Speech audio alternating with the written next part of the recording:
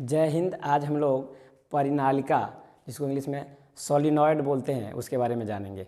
आज आपको practically solenoid यानी परिनालिका के बारे में बताया जाएगा, कैसे ये वर्क करता है। एक प्रैक्टिकल बनाए हैं सोलिनॉइड के ऊपर। पहले हम लोग देख लेते हैं इसका डेरिवेशन।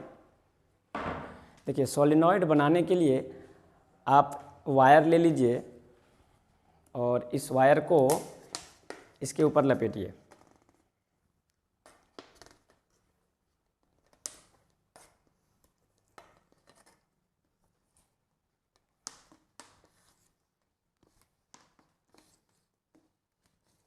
तो ये आपका परिनालिका यानी सोलेनॉइड की तरह बिहेव करेगा।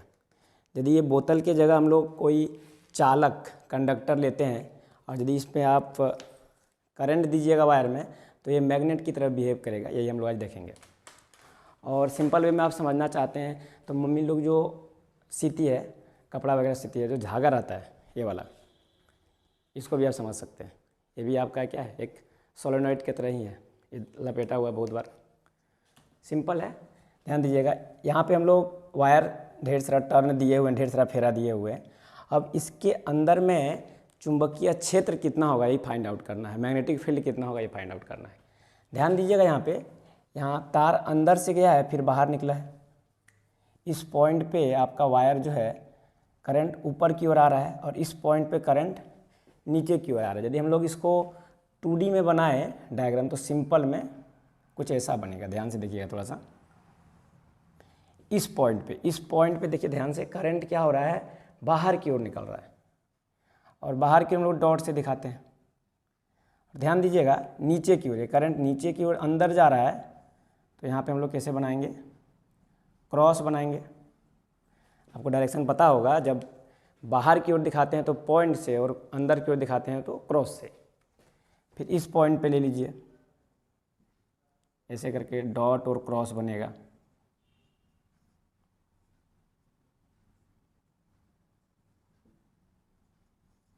थोड़ा ध्यान से देखिएगा।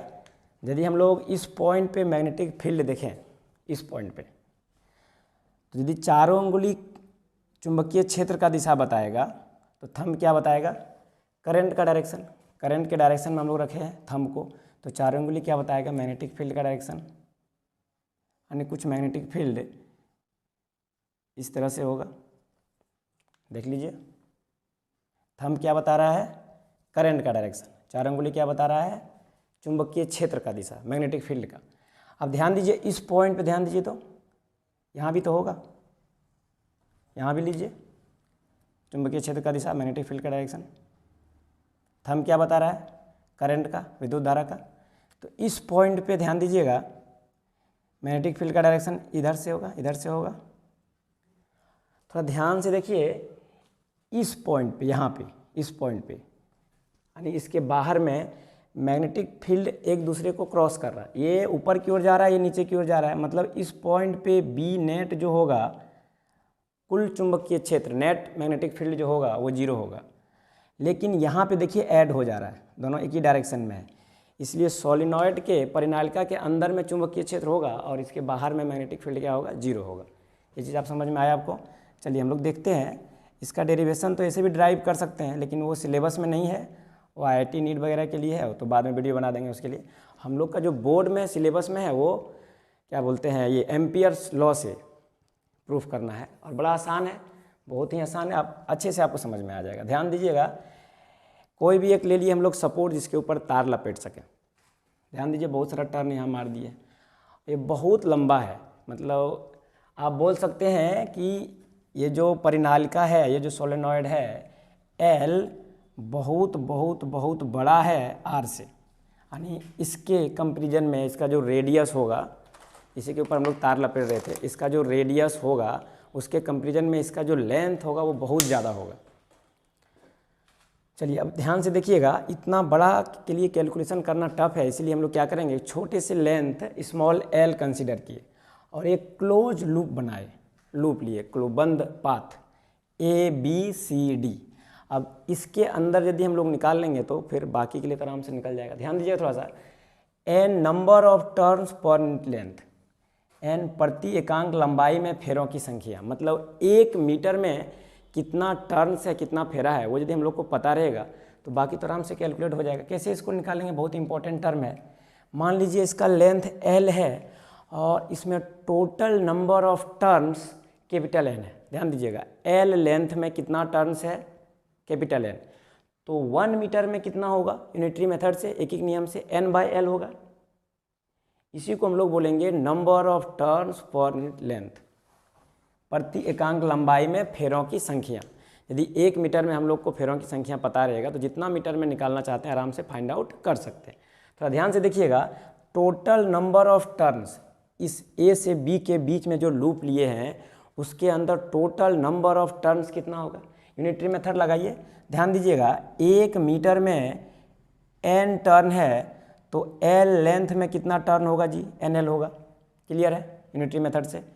तो टोटल नंबर ऑफ टर्न्स, फेरों की कुल संख्या, ध्यान दीजिएगा फेरों की कुल संख्या कितना निकल गया, NL। अब देखिए सभी टर्न से तो करंट आ ही जा रहा है, इसको हम लोग क्या किए हैं, एक बैटरी से कनेक्ट किए हैं। ध्यान दीजिएगा, इसको एक बैटरी से कनेक्ट किए हैं तो क्या हो, करंट फ्लो करेगा। जैसे कि जानते हैं आप, प्लस से करंट निकलता है और माइनस में अंदर जाता है। तो फेरों की कुल संख्या पता है हम लोग को। अब ध्यान दीजिएगा, एक टर्न से कितना करंट जा रहा है, I। एक टर्न से कितना करंट जा रहा है, I। तो टोटल नंबर ऑफ टर्न्स, कुल फेरों की संख्या कितना है जी, NL है। तो कितना हो जाएगा बोलिए, NLI होगा। तो निकल गया, बंद पथ में से गुजरने वाली कुल विद्युत धारा कितना, NLI। और इंग्लिश मीडियम वाले के लिए टोटल नंबर ऑफ करंट कितना हो गया, NLI।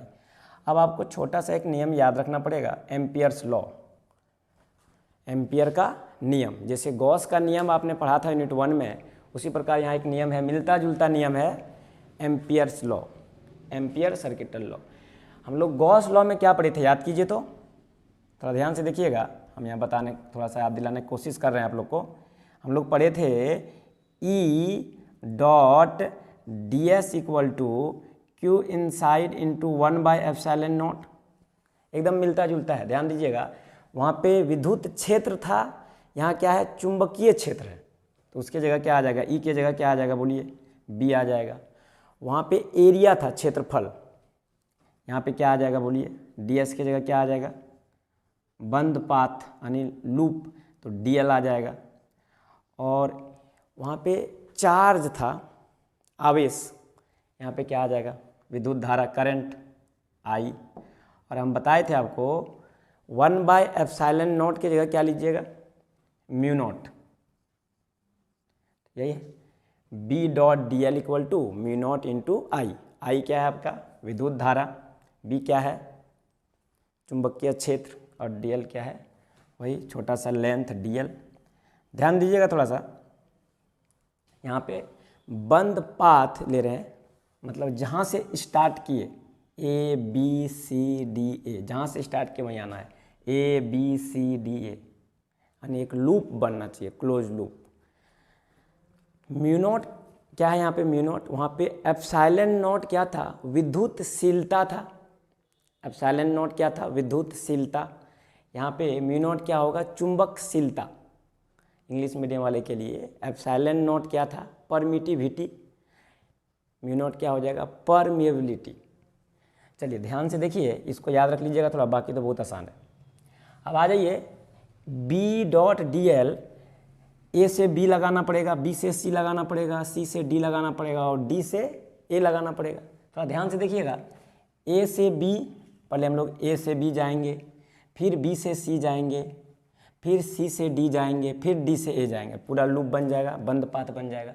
ध्यान दीजिएगा, जब आप लूप ले रहे हो तो क्लोज इंटीग्रेशन का सिंबल लीजिएगा, लेकिन जब आप लूप नहीं ले रहे हो, A से B तक जा रहे हो, तो उस समय यहाँ पे आप गोल आपको देने की ज़रूरत नहीं है, क्लोज इंटीग्रेशन लेने का ज़रूरत नहीं है।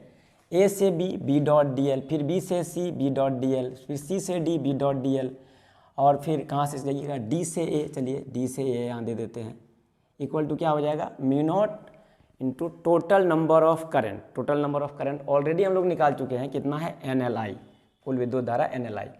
आ जाइए अब A से B, जब हम लोग देखेंगे जी, A से B, dl का डायरेक्शन क्या होगा, dl क्या है, AB का छोटा सा पार्ट है, ध्यान दीजिएगा, dl इस ओर है, और मैग्नेटिक फील्ड का भी डायरेक्शन इस ओर है।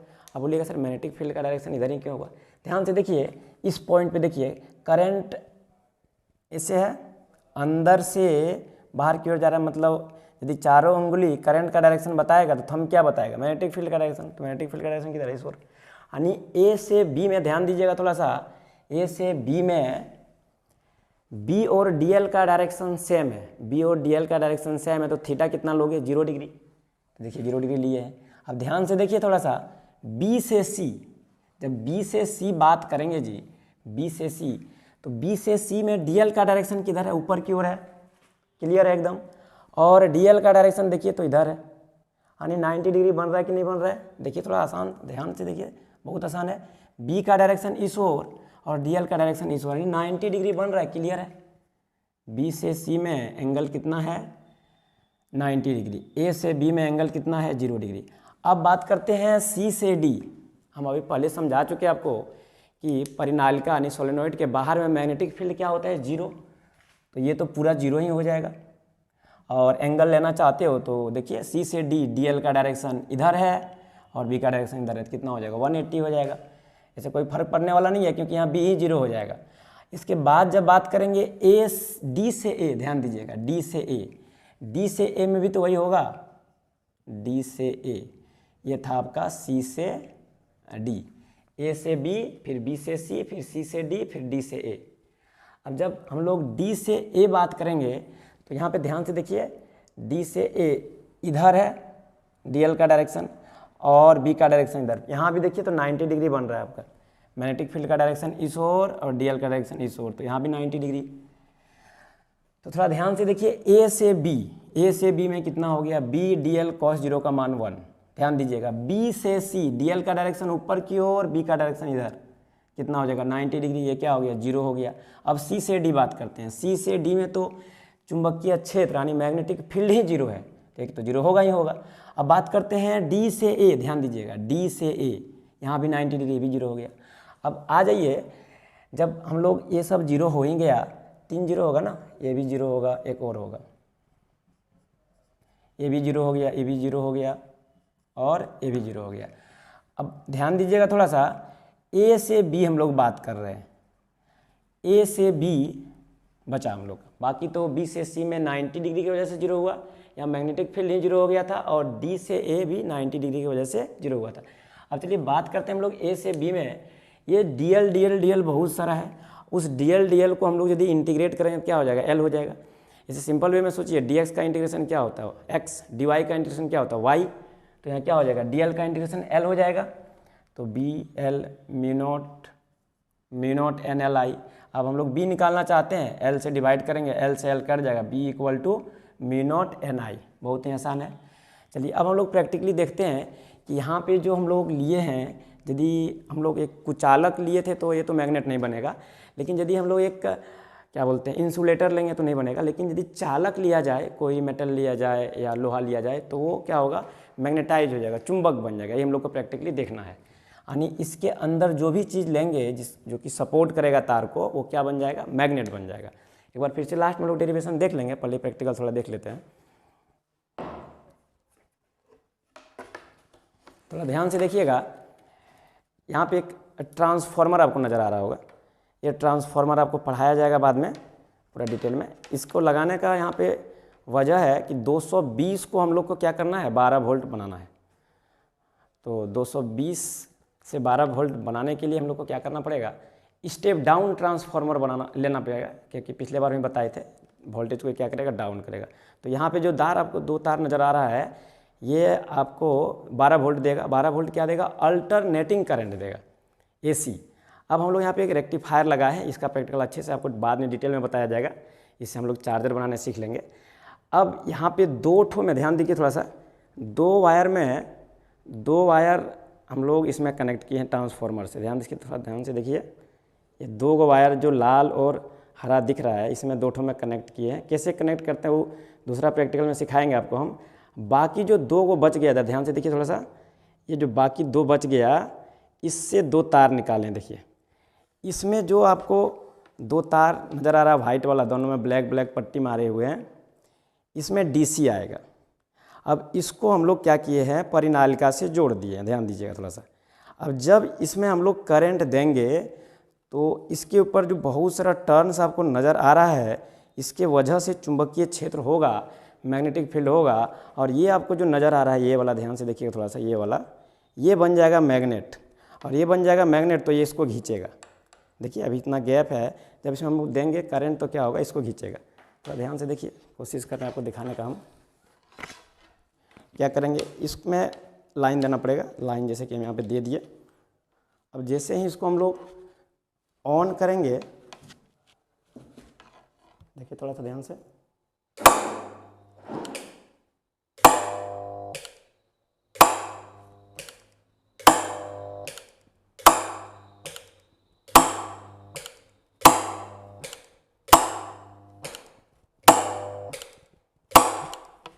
तो ये मैग्नेट बनने की वजह से ये इसको खींच रहा है। चलिए थोड़ा सा डेरिवेशन फिर से देख लीजिए। जैसे कि अभी आपको दिखाए, हम मेटल में चुंबकीय क्षेत्र होने की वजह से, क्या बोलते हैं, मैग्नेटिक फील्ड होने की वजह से वो आपका मैग्नेट बन गया था और नीचे वाला मेटल को खींच रहा था। तो बहुत सारा टर्न्स यहाँ पे दिखा दीजिएगा। और इसमें number of turns per unit length निकालने के लिए सिंपल है जी, एल लेंथ में एन टर्न है तो 1 मीटर में कितना हो जाएगा, यूनिटी मेथड से n/l हो जाएगा। तो इसको छोटी n से हम लोग दिखाते हैं, स्मॉल n से।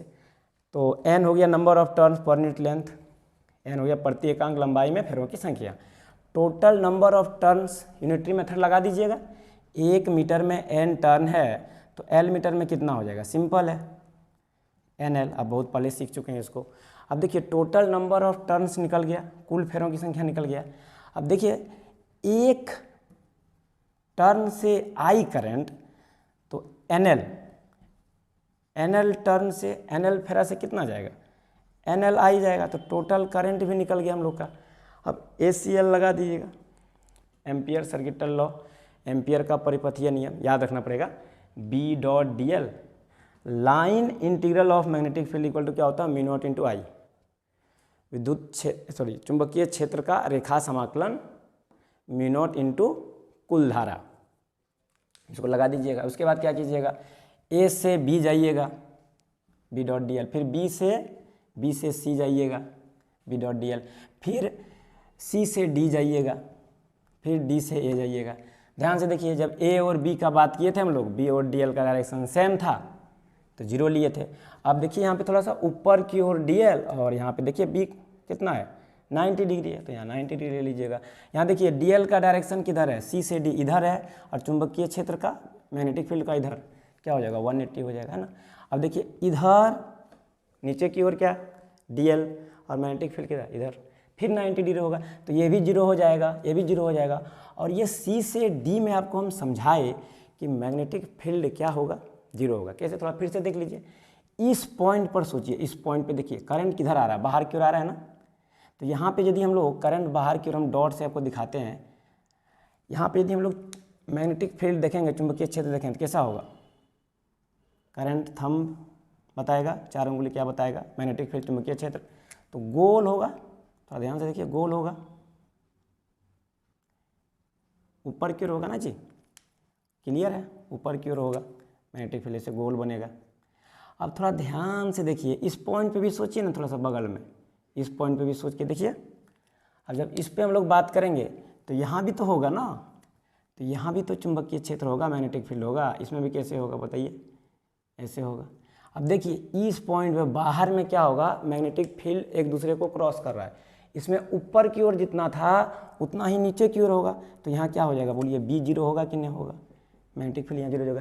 लेकिन अंदर में देखिए, अंदर में क्या होगा, ऐड हो जाएगा। इसी की वजह से तो इस डायरेक्शन में मैग्नेटिक फील्ड है, चुंबकीय क्षेत्र है, तो ये बच गया, ये 0 हो गया, ये भी 0 हो गया, ये भी 0 हो गया। ये 90 की वजह से 0 हुआ और ये B ही 0 था। अब हम लोग जब कैलकुलेशन किए, dl का इंटीग्रेशन क्या हो गया, L हो गया, L से डिवाइड कीजिएगा, L कट जाएगा, B इक्वल टू μ0 इंटू आई। आज का लेक्चर में यहीं तक, नेक्स्ट क्लास में हम लोग कोई दूसरा प्रैक्टिकल देखेंगे। Thank you.